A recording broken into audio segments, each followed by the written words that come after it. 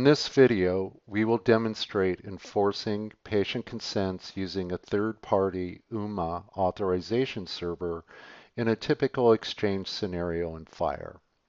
This demo, developed by Mohammed Jafari, PhD, Edmund Scientific, shows an environment where FHIR consent, external authorization service, and healthcare classification system are all integrated within a FHIR ecosystem.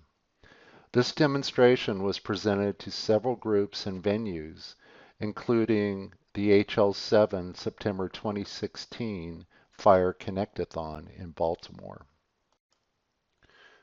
Assuming the patient's consent has been filed in the form of a FHIR consent resource with a third-party authorization service, the high-level flow begins with a client asking for some patient's medical information stored at the custodian's organization. Upon receiving this request, the interceptor at the FHIR resource server verifies whether this transaction requires patient consent, and in the case it does, directs the client to acquire an access token from the authorization server. Subsequently, the client requests an access token from the authorization server by presenting some claims about the transaction, such as requesting organization's identifier and purpose of use. After receiving this request, the authorization service looks up the patient's consents and evaluates them. If they permit the transaction, the authorization server issues an access token. The client then repeats the request, this time together with the access token.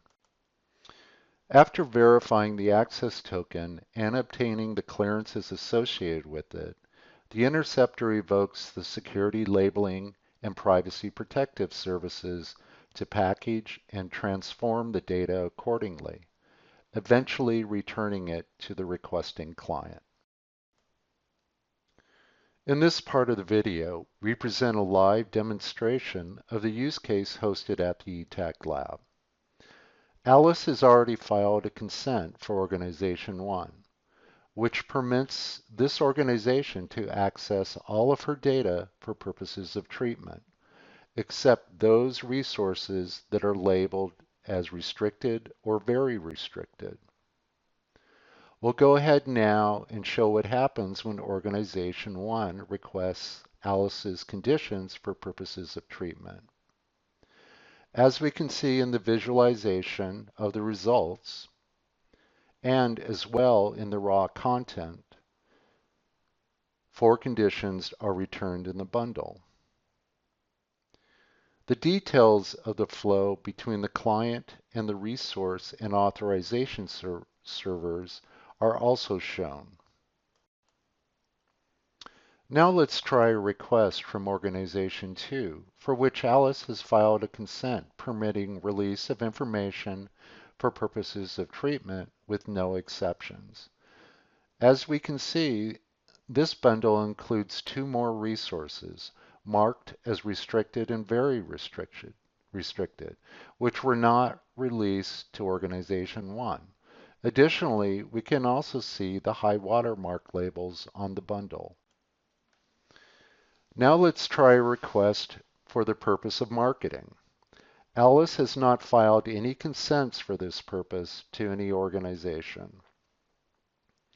As we can see, no information was released. And if we look at the log, we can see that no access token was issued to the client for this transaction because there was no consents by Alice authorizing it. This ends this demonstration of enforcing FHIR consents using a third-party authorization server.